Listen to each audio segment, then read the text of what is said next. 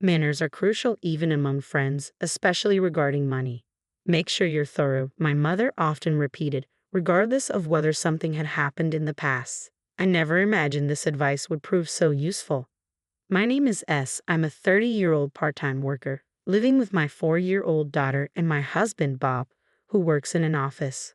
We rent an apartment not far from Bob's workplace, and his parents live just 2 train stops away.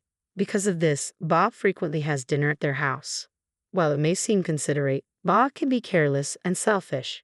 He often drops by his parents' place after work on a whim, not bothering to let me know, even though I'm at home preparing dinner. I've warned him many times, but nothing seems to change. But instead of apologizing, he'd make excuses like, "Mom's making meatloaf and mashed potatoes tonight." Thankfully, my father-in-law would call and ask, "Did Bob let you know he's coming over here?" This helped prevent our dinner from going to waste. While my father-in-law is considerate, my mother-in-law can be snide. She often remarks, "Bob just prefers my cooking over his wife's." Whenever he visits, she'd call to gloat, "He just feels more at ease at home, Sally. You need to create a home where your husband wants to stay." She'd assert her superiority as a woman and a mother, belittling me in the process. She'd even barge into our apartment unannounced, criticizing, "Bob can't relax with this kind of cleaning. And what's this in the fridge?" She'd nitpick my housekeeping and rummage through our fridge, never missing a chance to undermine me. She would even throw out my cooking, saying, "How dare you serve such a terrible meal to Bob? Any wife who doesn't take care of food is the worst. Everything you make just goes to waste." When I suggested that I could have eaten it instead of wasting it, she turned red with rage and started yelling, "You're the one wasting food." My daughter would start crying in shock, and my mother-in-law would quickly leave, not wanting to upset her. She's selfish and runs away when things get tough. I told Bob about her bullying, but he just brushed it off, saying, "You're imagining things," or "She doesn't mean any harm." I was initially attracted to his bright and sociable nature, but that feels like a distant memory now. He's just moody and dismissive, barely acknowledging our daughter when she tries to talk to him. His standing as a father has hit rock bottom. To make matters worse, the education fund we had been diligently saving for our daughter had completely vanished. A substantial amount, $40,000, had been withdrawn.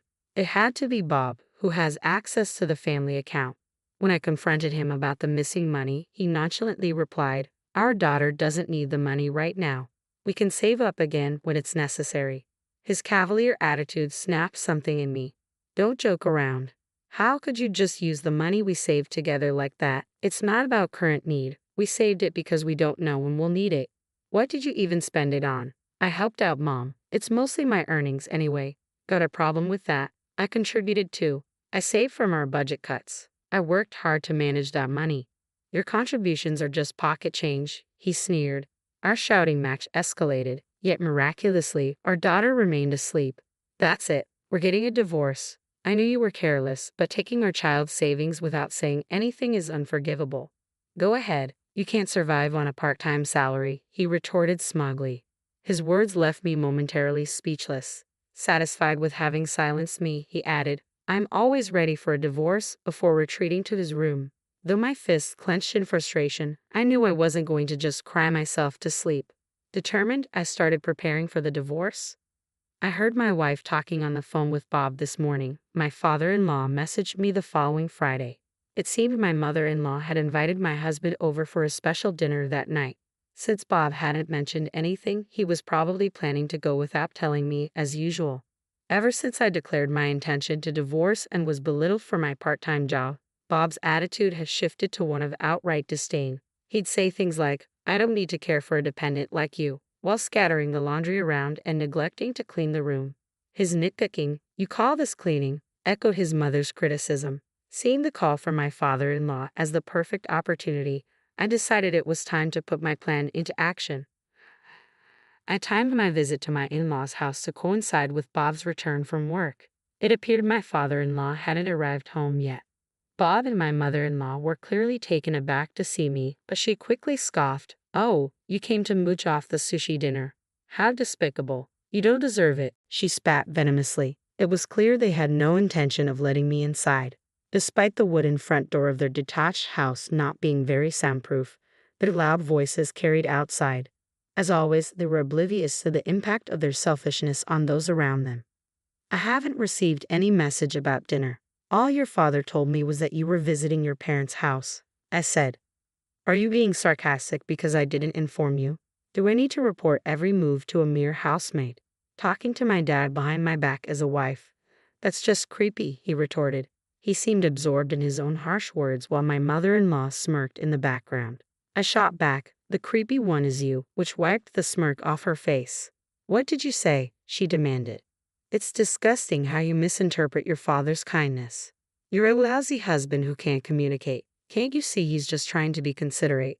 Bob seemed to realize his lack of communication was part of the problem. My husband bit his lip and fell silent. Then you should have declined. You're causing trouble for Dad and being so brazen. My mother-in-law defended him, her words as hollow as ever. Please, keep barking over there. I didn't come here to argue with you. Let's get straight to the point. I want a divorce. What? Are you serious? Bob's eyes widened in genuine shock. You think you can manage on a part-time salary? And by the way, I'm not giving you our granddaughter. You can't raise her. Go apologize to Mom. I addressed the shouting pair calmly. Starting next month, I'll be working full-time. I'm currently part-time in medical administration, the same place where I worked full-time before we got married. When I mentioned my thoughts about divorce to my colleagues, they suggested that I return to full-time work.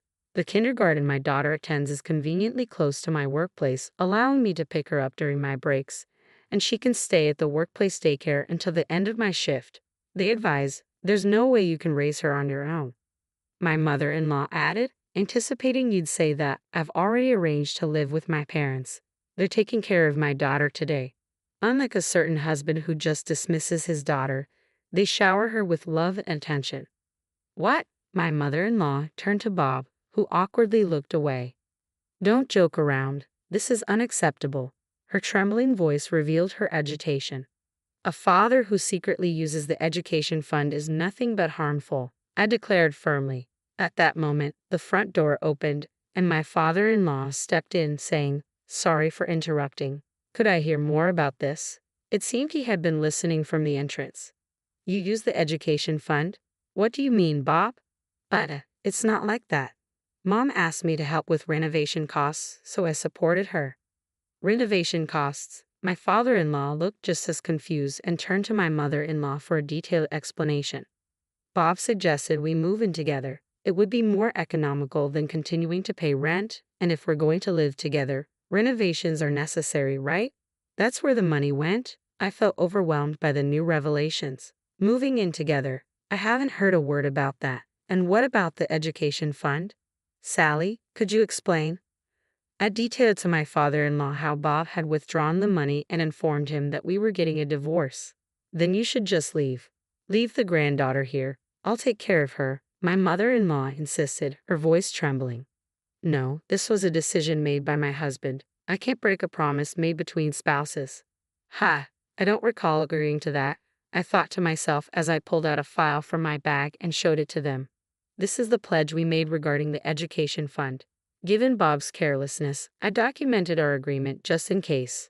One of my mother's lessons was always to document anything related to money. Bob's signature is here, my father-in-law observed, sounding impressed. What?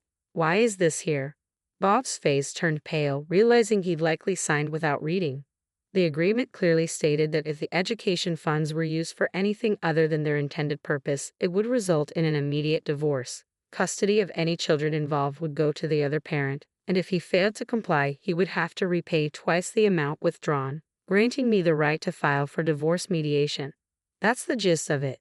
In this case, Bob would lose custody, and if he couldn't comply, he would owe me $80,000, giving me grounds to pursue divorce mediation. If you listen to your mother, this will turn into a dispute with an $80,000 payout. I've gathered ample evidence of your behavior and your mother's treatment of me, so you can imagine who would get custody in mediation. I gave a small, satisfied smile, and my husband let out a startled gasp. Well, my father-in-law said, clearly taken aback, for now, return the money Bob gave you. You haven't started the renovations yet, right? The money should still be there. Upon hearing this, my husband's face lit up with hope. He might have thought that recovering the education fund could make the divorce unlikely. But when my mother-in-law saw his expectant look, she turned pale and shook her head. "It's gone. I've already spent it," she admitted weakly, causing everyone to gasp in shock. "What?" My mother-in-law trembled and fell silent. "There was a bag I wanted and some clothes too. I'd only intended to borrow them, but I couldn't resist," she confessed. I was left speechless with disbelief, but my father-in-law reacted quickly. "This is absurd. What were you thinking?" But, but Bob said we could save up again for the granddaughter's education fund, so I thought it would be okay," she protested. "What? You knew it was meant for our daughter's education and still spent it? How can you even claim you won't hand over the granddaughter? Who's truly despicable here? You and Bob are nothing but harmful, an awful combination of parent and child," I said, my anger reaching its peak, my voice colder than I intended. My mother-in-law could only stare in shock. "I'm sorry, but I no longer want to be part of this family." "I agree. They're nothing but poison to our precious granddaughter." My mother-in-law broke down in tears at his words. After that, I finalized the divorce with Bob. Thanks to the evidence of mistreatment and the pledge, the child support and property division went as I had hoped. The education fund, of which a third was from my salary, along with the alimony, totaled $50,000, which I received. My ex-husband struggled to come up with the money. My mother-in-law had to sell all the designer goods and jewelry she had bought, with the remaining amount covered by my father-in-law. Isn't it a husband's job to support his wife? Bob and his mother blamed my father-in-law, but he was furious and severed all ties with both of them. My ex-husband reached out to my mother-in-law about moving in together after he botched a project at work and was demoted with a reduced salary. They could no longer afford their apartment rent and had to downsize to a small place. To raise the necessary funds, they had to cancel their life insurance policies. By combining the payoffs from each policy, they managed to scrape together the repayment amount. When he reported that the payment was complete and shared his struggles, I merely responded with an indifferent "oh" and let it go. Frustrated, he shouted over the phone, "Don't you have any words of gratitude?" "No, I don't. I have grievances of my own." "Why not add that to the bill and charge you?" I suggested, and he fell silent. I then hung up and changed my contact information. That was the last time he reached out to me. Apparently, my mother-in-law later approached my father-in-law, seeking reconciliation. He clearly refused, and from what he heard, their situation was dire. Their spending habits remained unchanged, leaving their finances in chaos. Now, the once close parent-child duo spent their days arguing, blaming each other for their troubles. "He's your beloved son, isn't he?" my father-in-law said with a hint of sarcasm. My mother-in-law replied, "He's nothing but a frustrating money pit." Whether it involves parents and children or spouses, it's crucial to be clear about financial matters. Thanks to my mother's teachings, I felt reassured that